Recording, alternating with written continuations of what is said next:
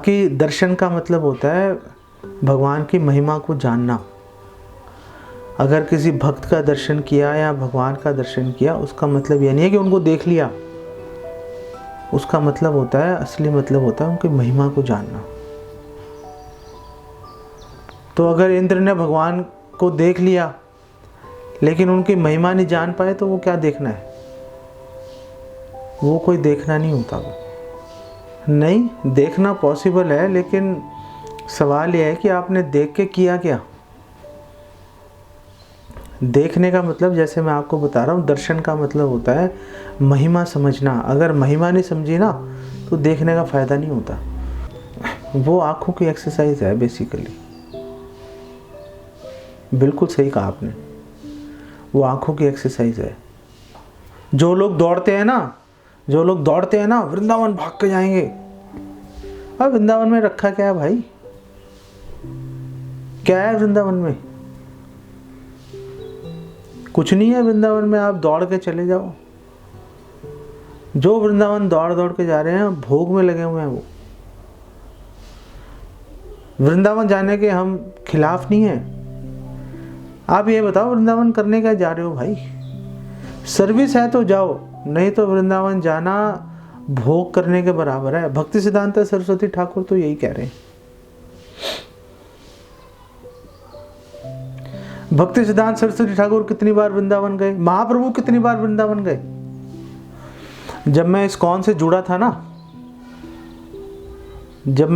ISKCON से 2001 में जुड़ा था मैं, तो उस समय मैं जब वृंदावन जाके श्रीमती राधा रानी के दर्शन करता रहता था, 1 घंटा खड़ा रहता था उनके सामने। आज मुझे लगता है कि यार क्या बेवकूफ़ी कर रहा था मैं।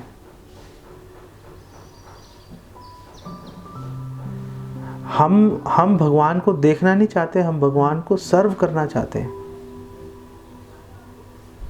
भगवान के सामने आके खड़े हो जाओ भाई। क्यों खड़े हो रहे हो? क्या खासियत है आप में? जाके कुछ काम क्यों नहीं करते? ये बात है, समझे आप? क्योंकि वो क्वालिफाइड है ना। अरे दर्शन नहीं, दर्शन इंपॉर्टेंट है। देखो, 2 अवस्थाएं होती हैं, 2 अवस्थाएं चलती हैं, एक साधना अवस्था और एक सिद्धावस्था। हम लोग अभी साधना अवस्था में हैं।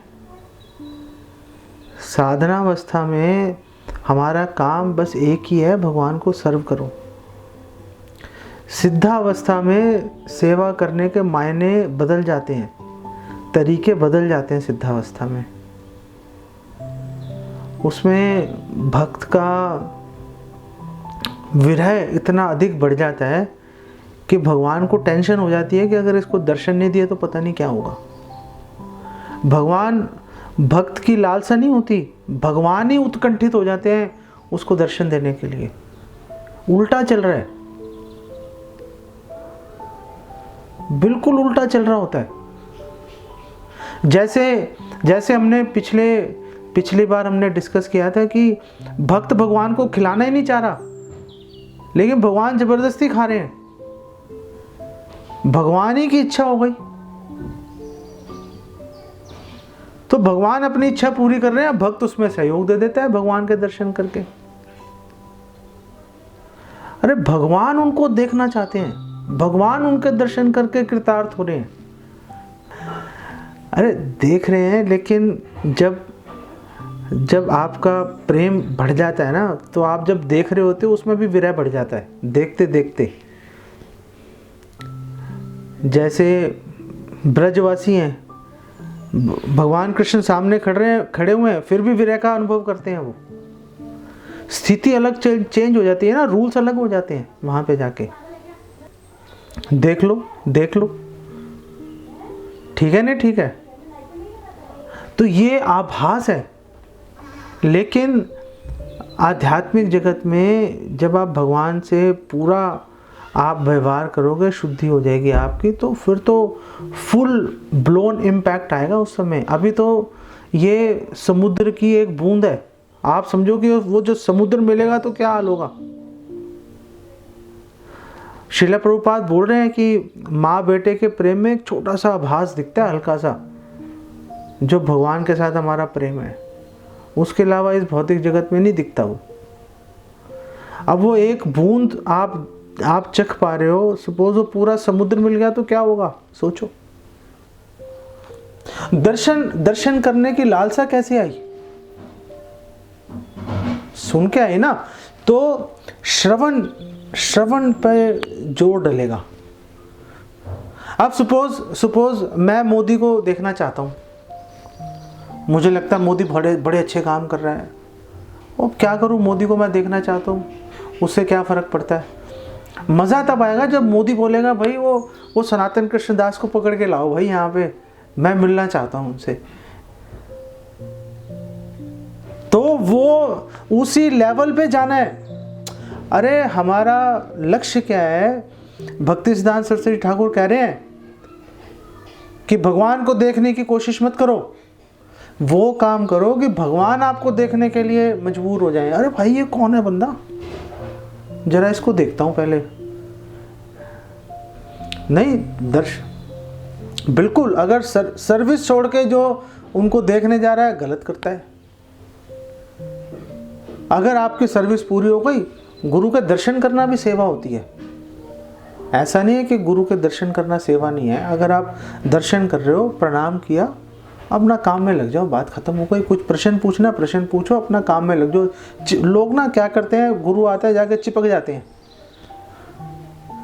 पूरा साल नहीं दिखाई देंगे। वो गुरु के आते ही सबसे बिजी और सबसे इंपॉर्टेंट वही बन जाते हैं। ऐसा करना अच्छा नहीं होता। सबसे पीछे रहो, दर्शन किए, काम खत्म हो गया, अपनी सेवा करो। आप जो भी आपकी सर्विस है, चाहे बुक डिस्ट्रीब्यूशन है, चाहे प्रसादम कुकिंग है भक्तों के लिए, कोई भी सर्विस है वो सर्विस करो बस। आप अपने आप आपके बारे में दूसरे भक्त बता देंगे, तो गुरु बोलेंगे भाई उसको बुला के लाओ यहाँ पर। जैसे कोलाविचा श्रीधर है, जब चैतन्य महाप्रभु सप्त प्रहर लीला कर रहे थे श्रीवास आंगन में, तो कोलाविचा श्रीधर उस समय वहां पे थे नहीं। कोलाविचा श्रीधर एक बहुत ही गरीब व्यक्ति थे और माता गंगा की सेवा करते थे वो। और चैतन्य महाप्रभु 24 घंटे कोलाविचा श्रीधर से लड़ते रहते थे, जबरदस्ती उसका सामान उठा के चले जाते थे, जा नहीं देता पैसे, क्या कर लेगा बता। वो कहता था भाई मैं क्या कर लूंगा, मैं लड़ ही नहीं सकता आपसे। ये व्यवहार था कोलाविचा श्रीधर का महाप्रभु के साथ में। ये मैं बात कर रहा हूँ संन्यास लेने से पहले की बातें कर रहा हूँ, ये सारी नवद्वीप की। तो श्रीवास आंगन में महाप्रभु सप्त प्रहर लीला कर रहे हैं, अपना ऐश्वर्य दिखा रहे हैं भक्तों को। कोलाविचा श्रीधर वहां नहीं थे, महाप्रभु ने भगाया भक्तों को, जाओ पकड़ के लाओ उसको बोलो मेरा दर्शन करे। कोलाविचा श्रीधर आया और उसने भगवान को प्रणाम किया। भगवान महाप्रभु ने बोला मेरी स्तुति करो। कोलाविचा श्रीधर ने कहा मैं आपकी स्तुति कर ही नहीं सकता, मेरे में योग्यता नहीं है। भगवान श्री चैतन्य महाप्रभु ने उनकी इसी बात को स्तुति स्वीकार कर लिया कि भाई हम आपकी स्तुति करने की योग्यता ही नहीं है हमारे में, ये भी भगवान की स्तुति है। उसको स्वीकार कर लिया भगवान ने। तो ऐसे काम करो कि भगवान आपको देखने के लिए लालायित हो जाए। वो कैसे होगा, बहुत मुश्किल है, उसके लिए बहुत मेहनत करनी पड़ेगी। इसीलिए तो बोल रहा हूं हमारा गोल है कि हमने शोषण करवाना है अपना। ये उचित अनुचित के विचार में नहीं हम घुसेंगे। हे भगवान हमारा शोषण कीजिए, बस बात खत्म हो गई। वो आएगी ऐसे भक्तों का संग करके। शोषण करने की प्रवृत्ति हमारे में कैसे आएगी, ये प्रश्न है। तो शोषण करने की प्रवृत्ति आएगी ऐसे भक्तों का संग करके जिनके अंदर शोषण करवाने की प्रवृत्ति है। अभी हम शोषण करना चाहते हैं।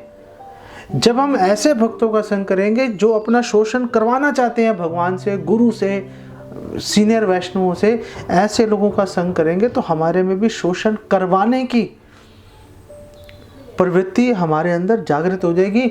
एक बात समझ लो, भक्ति में हर चीज छूत की बीमारी है। अगर आपका हरि नाम में मन नहीं लग रहा, ऐसे भक्तों का संग करो जिनका हरि नाम में मन लगता है, आपका भी लग जाएगा। अगर आपका रीडिंग में मन नहीं लग रहा, ऐसे भक्तों का संग करो जिनका रीडिंग में मन लगता है, आपका रीडिंग में मन लगना शुरू हो जाएगा। अगर आप शोषण करवाना चाहते हो, ऐसे भक्तों को ढूंढो और उनका संग करो जो शोषण करवाना चाहते हैं। बात खत्म। बहुत अच्छा क्वेश्चन है। सवाल ये है कि अंधविश्वास करें या शास्त्रों के अनुसार चलें हम, ये प्रश्न है आपका। देखो, शुरुआत, हाँ समझ गया मैं, शुरुआत शास्त्रों के अनुसार चलती है। पहले आप जब जुड़ते हो, आप शास्त्रों के अनुसार चलो, अपने आप को भी और जो आपके जो गुरु हैं, गुरु का भी जो एनालाइज करना, गुरु की जांच करना भी एक शिष्य का कर्तव्य है। जैसे सिद्ध निताय प्रभु हैं या आप जिनसे भी दीक्षा लेना चाहते हो, आपका कर्तव्य है उनको जो है शास्त्रों के दृष्टिकोण से उनका आंकलन करना, इवैल्यूएट करना कि भाई ये शास्त्रों के अनुसार चल रहे हैं कि नहीं चल रहे। अब आपने वो जांच करने में आपने 2 3 4 जितने भी साल लगते हैं, आपको लगे, आपने लगा दिए, और वो लगाने के बाद आप 2 निष्कर्ष पे पहुंच सकते हो। पहला निष्कर्ष है कि भाई ये शास्त्रों के अनुसार चल रहे हैं, दूसरा है कि नहीं चल रहे। अगर नहीं चल रहे तो उनको छोड़ के किसी ऐसे भक्त के पास जाओ जो कि चल रहा है, और अगर वो शास्त्रों के अनुसार चल रहे हैं तो बस फिर अब आप शास्त्रों को एक तरफ रख के फिर आप ब्लाइंड फेथ वाली कैटेगरी में घुस जाओ। आखिर में ब्लाइंड फेथ काम आएगा।